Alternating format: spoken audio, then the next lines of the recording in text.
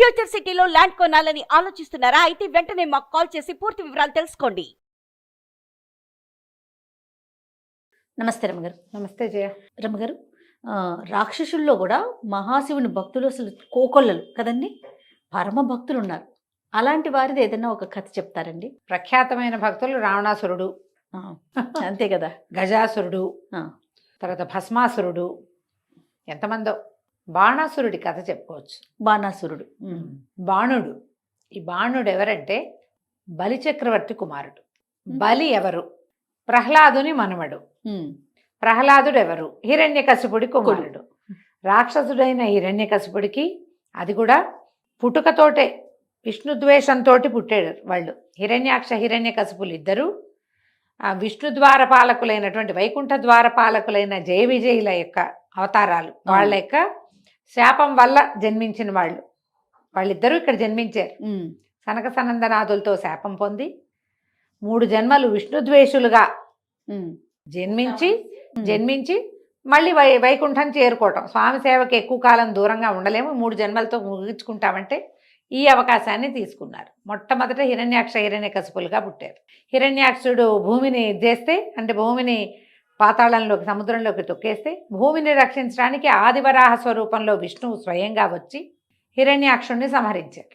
ఇంకా హరిద్వేషాన్ని పెంచుకున్న హిరణ్యకశిపుడు విపరీత వరాలతోటి విష్ణుద్వేషంతో ఉన్నాడు.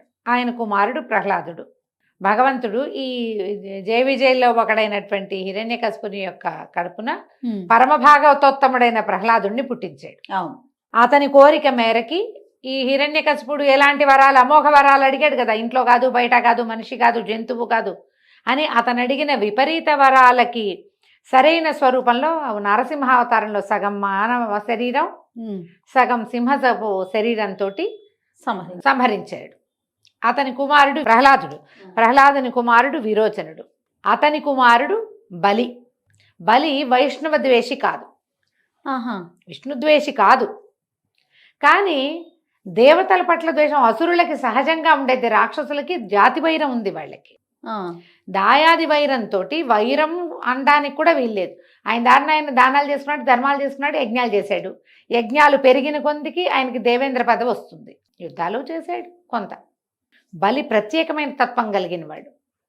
సరే, బలిని అణచడానికి, అతన్ని ఆపడానికి, అతను చేసే యజ్ఞాలకి అడ్డం పడ్డానికి భగవంతుడు మళ్ళీ వామనావతారం ఎత్తి బలిని కూడా ఏం చేశాడు? సంహరించల, నేలకి తొక్కాడు. ఒక్క అడుగుతో కిందకి పంపించాడు.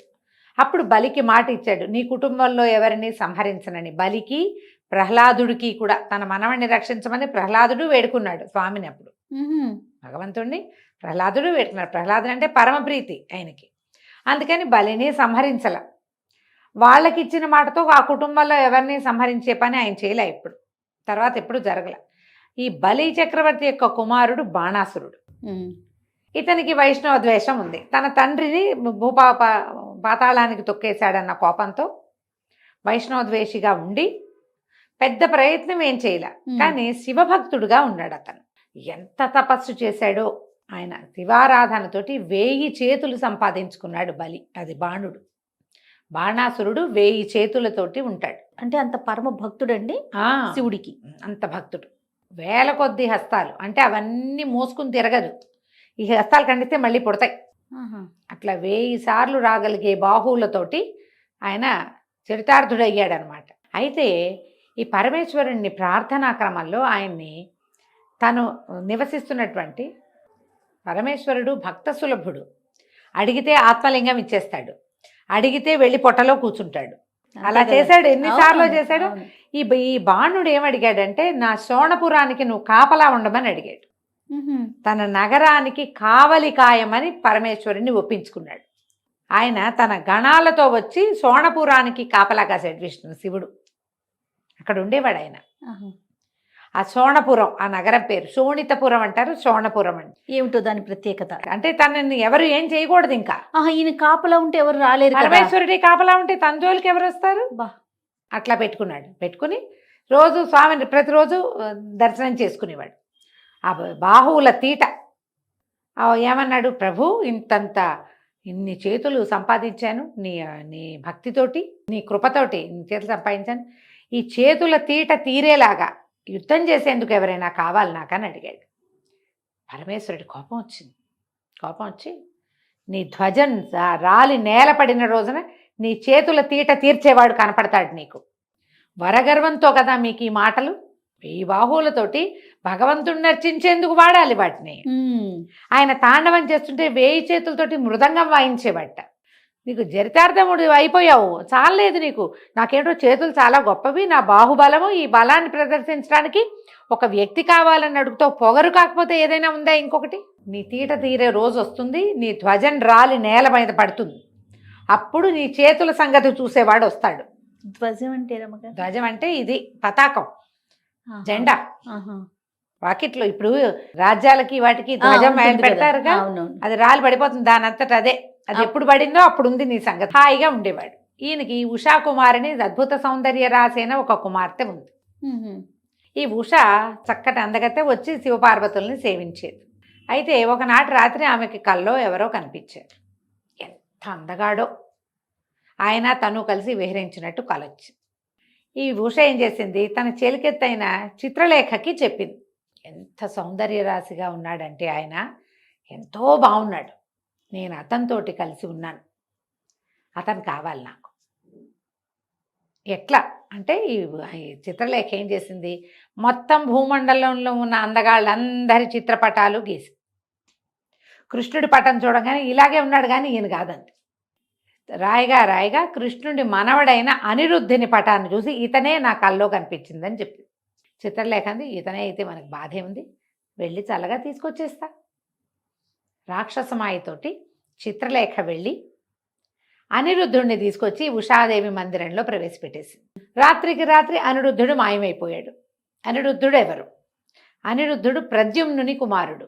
ప్రద్యుమ్నుడు రుక్మిణీదేవి యొక్క కుమారుడు, శ్రీకృష్ణ పరమాత్మ యొక్క కుమారుడు. ప్రద్యుమ్నుని కొడుకు అనిరుద్ధుడు, కృష్ణుడికి మనవడు. కుర్రాడు కనపడలేదు, అక్కడున్నాడు ఇక్కడున్నాడు అంటే రాత్రి లోపల పడుకున్నాడు, తెల్లవారేసరికి కనిపించలేదు. రాత్రికి రాత్రి మాయమయ్యాడంటే రాక్షస మాయ అయి ఉండొచ్చని వాళ్ళు అనుమానపడ్డారు. కుర్రాడి కోసం వెతుక్కుంటున్నారు, ఎక్కడికి వెళ్ళి ఉండొచ్చు, ఎలా వెళ్ళాడు, రథం మీద వెళ్ళాడంటే బయటకు వచ్చిన దాఖలాలు లేవు. లోపల ఉన్నవాడు అంతఃపురంలో ఉన్నవాడు అంతఃపురంలో నుంచి మాయమైపోయాడు. ఈ ఉషాకన్య దగ్గరికి చేరిన అనిరుద్ధుడు ఆమెను వలిచాడు. ఆమెతో హాయిగా సంతోషంగా హ్యాపీగా ఉన్నాడు. రోజులు గడిచినాయి. మరి ఒక ఆడపిల్ల మగ పిల్లవాడు ఉంటే క్రమంగా దౌహృద లక్షణాలు వచ్చేస్తాయి, అమ్మాయిలకి సహజం కదా. ఈ లోపల ఎక్కడ ఉన్నాడు అనిరుద్ధుడు అనేది వీళ్ళంతా ప్రయత్నం చేసుకుని చివరికి ఇక్కడ ఉన్నాడని తెలుసుకున్నారు నారదుడి ద్వారా. తమ పిల్లవాడి కోసం వచ్చారు. ఈ లోపల ఏమైంది, బాణాసురుడికి తెలిసిపోయింది తన నగరంలో అంతఃపురంలో ఉషతో పాటు ఒక కుర్రాడు ఉన్నాడు. అతనెవడు? కృష్ణుని మనవడైన అనిరుద్ధుడు. అనిరుద్ధుడిని బందిఖానాలో పెట్టారు. వాళ్ళు వచ్చారు యుద్ధానికి. మా కుర్రాడిని మాకు అప్పచెప్పు. టట్ట వల్ల కాదన్నాడు వీడు. అనగానే యుద్ధం స్టార్ట్. ఇప్పుడు ఇక్కడ కాపలా ఉన్నది ఎవరు? శివగణం ఆయన ఉన్నారా? మరి ఇక్కడికి ఎవరైనా యుద్ధానికి వస్తే ఎవరు యుద్ధం చేస్తారు? ఆయనే కదా. కదా. ఇక శివుడు ఆయన నందినెక్కి మహావృషభాన్ని ఎక్కి ఆయన గణాలని ఎంతమంది ఉన్నారు? నంది, భృంగి, శృంగి, రిటి, వీళ్ళు కాకుండా కార్తికేయుడు ఆయన ఉన్నాడు మయూరధ్వజంతో, మయూరం మీద ఎక్కి. అక్కడ ఉన్న గుంపంతా యుద్ధం చేస్తారా? అందరూ యాదవులు, కృష్ణుడు పరమాత్మతో వచ్చినటువంటి వాళ్ళు, ఆయన కుమారులు ప్రద్యుమ్నుడు, సాంబుడు, సాత్యకి తమ్ముడు, సమస్తమైన వాళ్ళు యుద్ధం చేశారు. వీళ్ళు వాళ్ళు వేరే లెవెల్లో యుద్ధం చేసుకున్నారు బ్రహ్మాండంగా.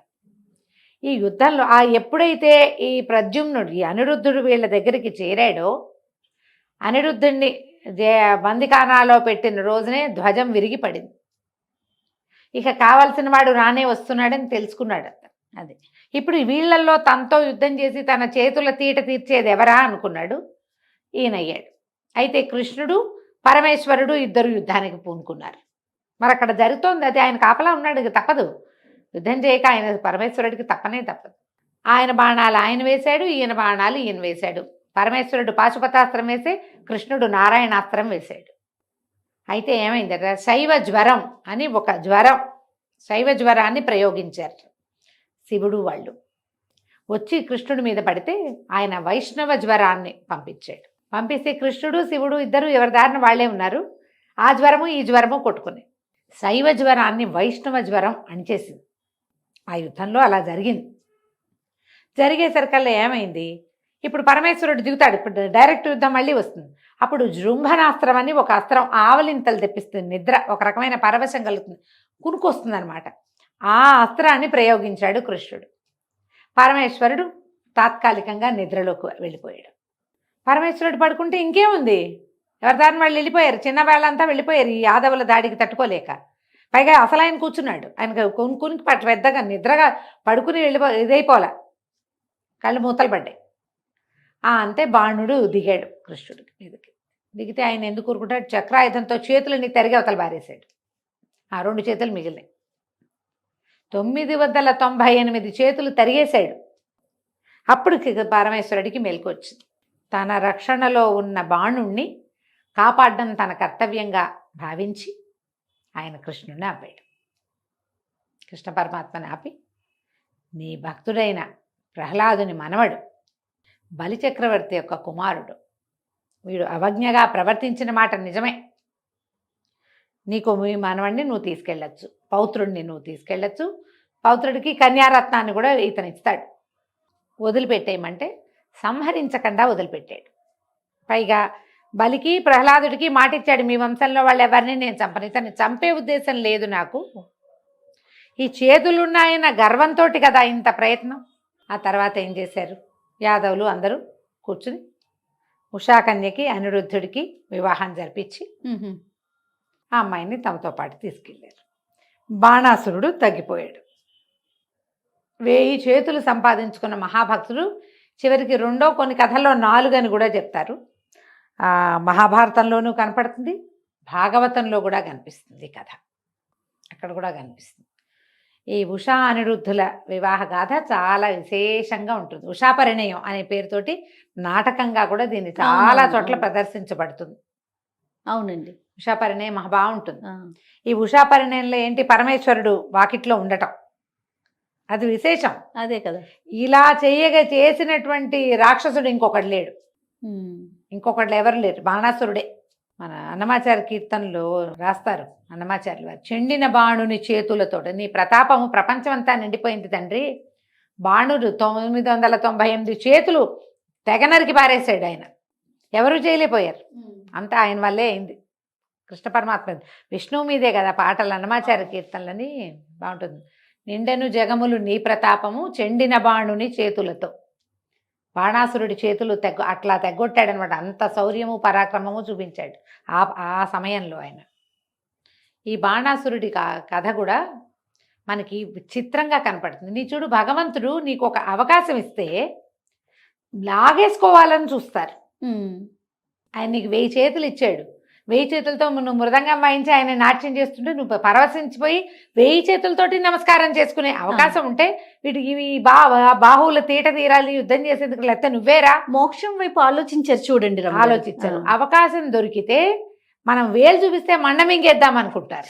కరెక్ట్ చెప్పారు, అంతే కదా, అదే కదా జరిగింది. అంతే తప్ప ఇక ఎప్పటికీ నీ సాయుధ్యం కావాలి, సాయుధ్య ముక్తివు, నేను నీతోటే ఉండాలని కోరుకోవట్ల. అదే కదా రాక్షస గణం, అదే రాక్షస గుణమే, అలాంటి గుణమే అంత. అంతే. కార్తీక మాసంలో ఈ కథ కూడా చెప్పుకున్నాం మనం.